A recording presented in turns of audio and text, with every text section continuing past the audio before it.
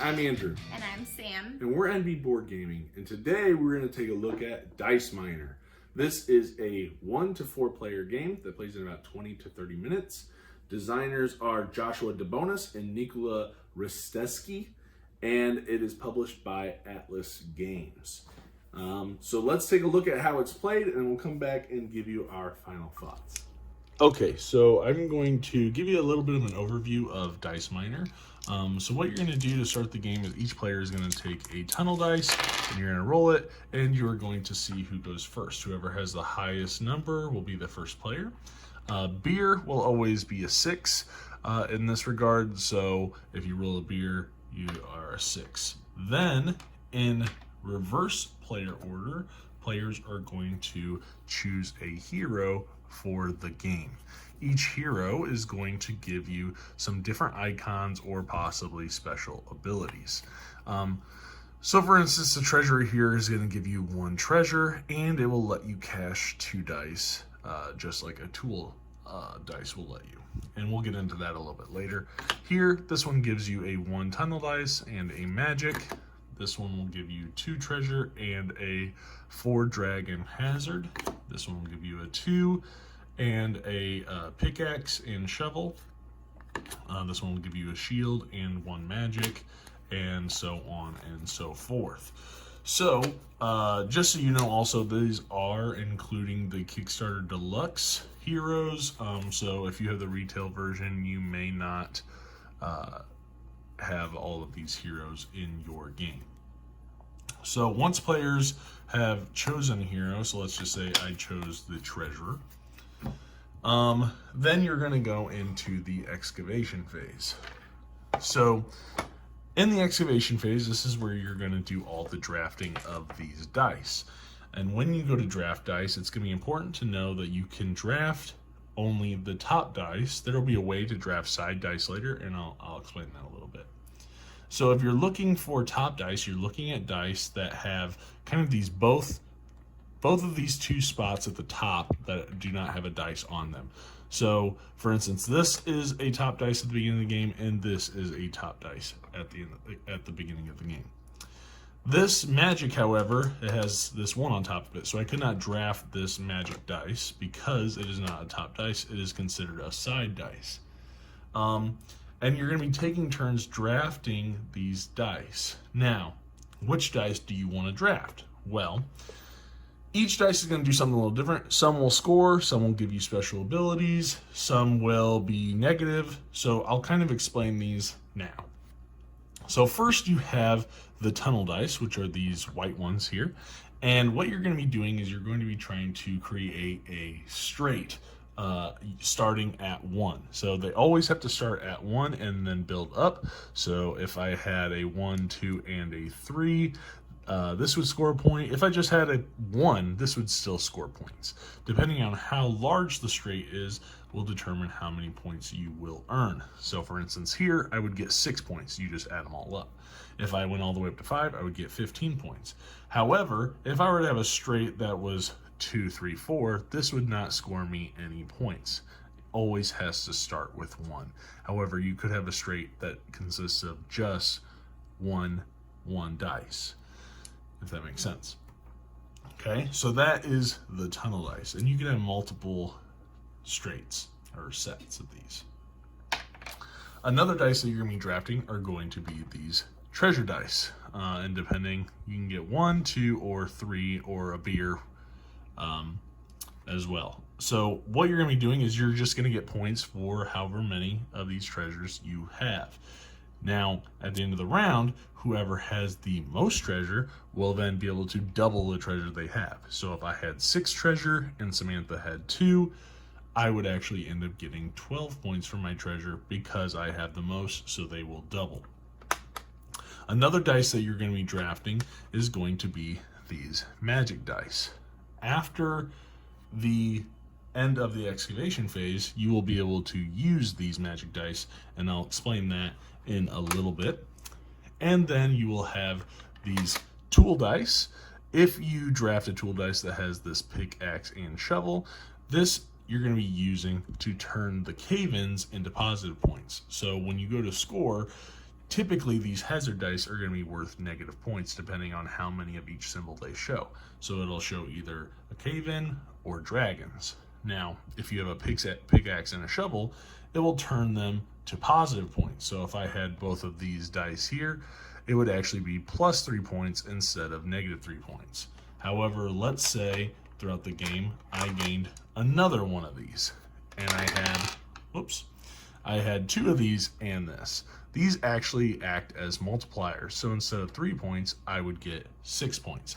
And these can continuously build. So if you get more and more of those hazards, you add them up and multiply by however many of the symbols you have.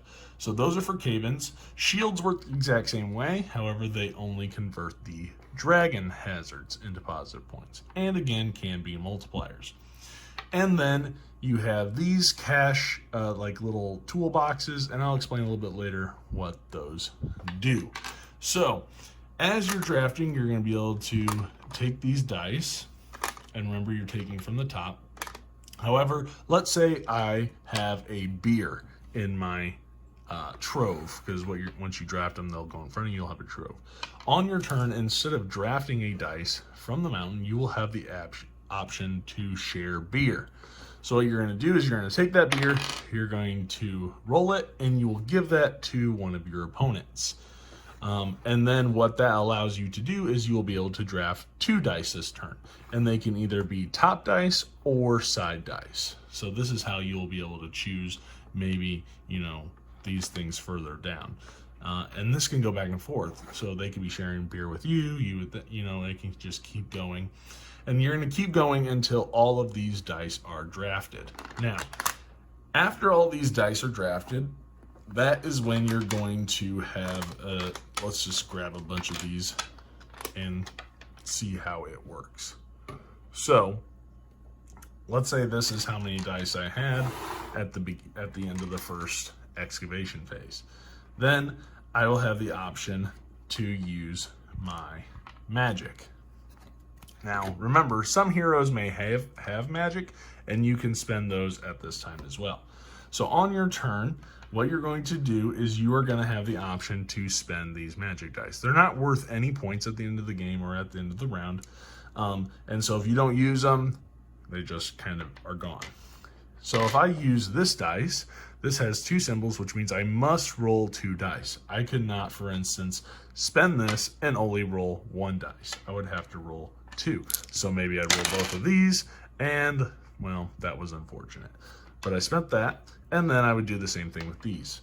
After you have spent all of your dice or choose not to spend them, then it'll go to the next player, and so on and so forth until everybody has spent or chose not to spend their magic dice.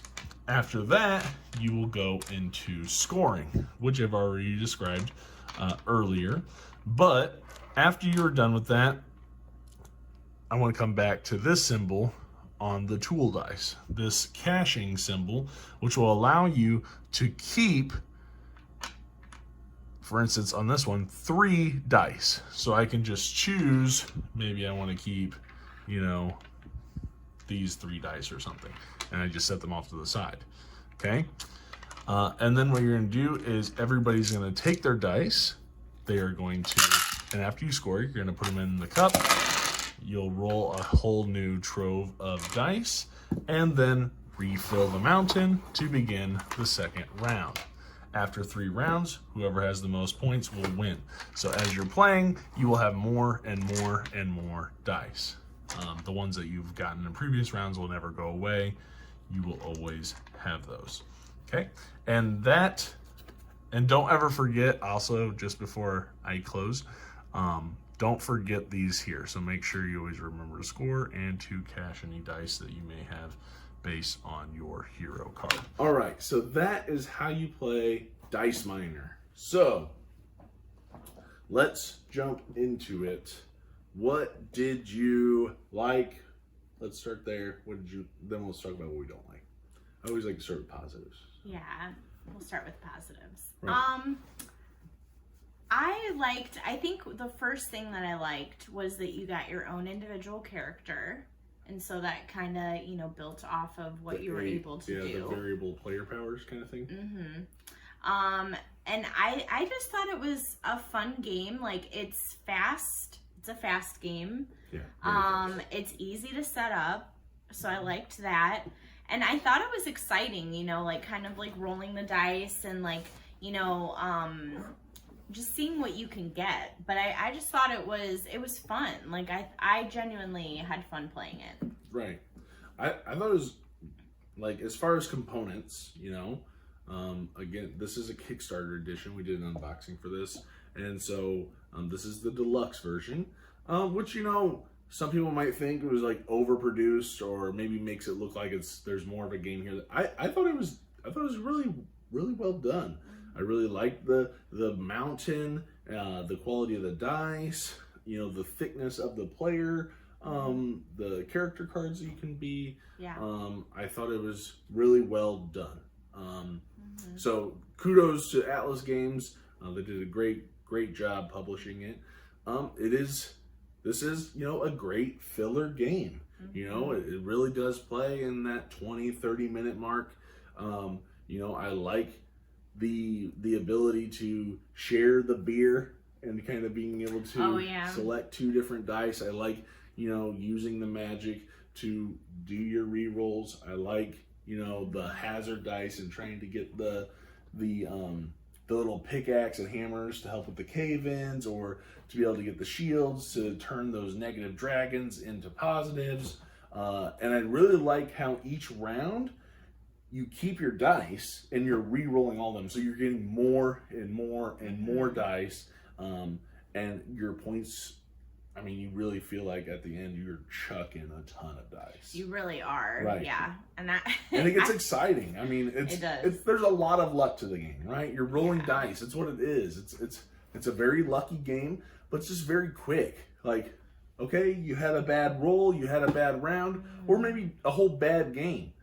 I still, even in times where I'm like, oh, I didn't roll very well, I wanted to play it again. This, in the short time that we've had this, I have solo played this probably 8, 9, 10 times. It's just so quick to just sit down and be like, oh, you know, what do I want to do? I want to play Dice Miner.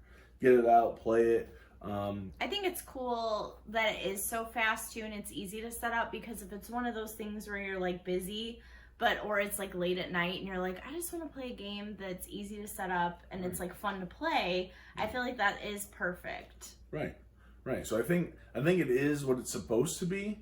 I think it does what it does do. I think it does it well.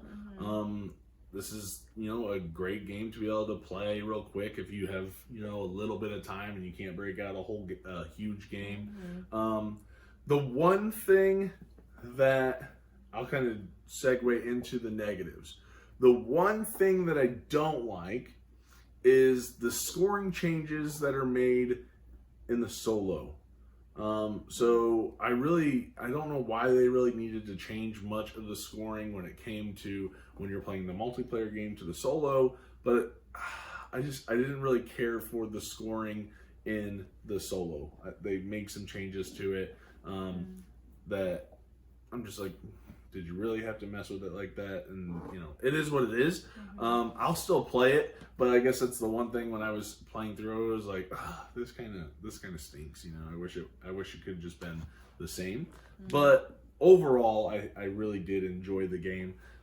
This is, you know, the box is a weird shape, I guess, if you want to say that's a negative, and some people, you know, have a thing against weird shapes. I think it's kind of nice. Like, I think it's a nice box. It's nice. It's just a weird shape. I think people, you know, some people might steer away from it if it. I don't know. Some people are picky about games like that. Me, I don't care. If it's a good game, your box could be whatever you want it to be. If it's good, I'm gonna keep it. You know. Yeah. For storage purposes, I guess, if it was a weird shape, but it's a square, so. Right. And I guess the only other negative I would have is the cup. I kind of wish it had some padding on the inside, because it can be so loud when you're shaking them to roll your dice. So just having like that, maybe like a little felt or something inside of it. But again, nitpicky little stuff. Yeah. I liked the mountain thing too. I wanted to bring that up. Like that they sit on like the mountain. I thought that was cool. Yeah. And you like you can only pick, you know, certain parts. So that does, you know, it is like a cool aspect of it. And you're picking on the top, which can be interesting because you might not want to pick a dice because it might make available an option for somebody, you know, the treasures. Yeah. You know, you were killing it on the treasures, and I was like, Yeah. oh, she has so much, and it doubles every time we go to Yeah. score. So I was like, well, she always I has was more like, than me, yes! so she always has a ton of treasure, which was great. And then I love to go for the hazards. But then if I don't get the shields, I'm like, I really like kind of push my luck there. Like, oh, I'll take all these hazards. Because like one round I might get a shield, or I can get 2 or 3 shields, and it multiplies, and I love that. But if I don't get those symbols, I can take a lot of hits. Yeah. I So, was hoarding that treasure. Yeah. Too. yeah. So I think it's a really solid filler game that's Yeah. quick, simple to learn, and you know, yeah. I think there's some good strategy to it. I mean, a lot of it is based on luck, but that's what it is, and I Yeah. can appreciate that. So yeah, so let's jump into final scores. You want to go first? You want me to score first? You can go first. Okay. So for this game, again, I really like it, and it's one that I'll come to. But as a filler, you know, I think this is a good 7.5. So 7.5. That's not bad for me. I still thoroughly enjoy it. It's again, I gear towards more meatier games. I like a more meatier game. I like one that, you know, has a lot more decision. And that doesn't take away from this. So I don't want like a 7.5 to be conceived as bad. But I think it's a really good game. It's one that I'm going to enjoy. It's you know, a lot of times we're playing late night games and we need something that's quick, especially during the week. And Yeah. this is one that I can pull out and play. So 7.5, really good game. So definitely go check it out. What do you think? I'm gonna give it an 8. Okay. Yeah. An 8? I there's some dice games that I'm kind of like, like I'm just not that much of a fan of. But this dice game I like. Like I feel like this is, you know, I don't know, it's just more exciting. Yeah. For me. It's a nice game. I would definitely say check it out, you know. Yeah. It's really well produced. It's quick, it's simple. Yeah, I like the theme, you know, your dwarves trying to The theme, I think, is what makes it cooler too. Right. Like I feel like, you know, if it didn't have that theme, I might have not felt the same way. Right. But I think I rated it higher because of the theme too. And then getting to pick your different character, and you each have your own little individual thing that helps you. So yeah. I thought overall it was a good game. Yeah, there's some good replayability there with the different characters. So, Yeah. so that's our thoughts on Dice Miner. Check it out from Atlas Games. Great filler game in my opinion.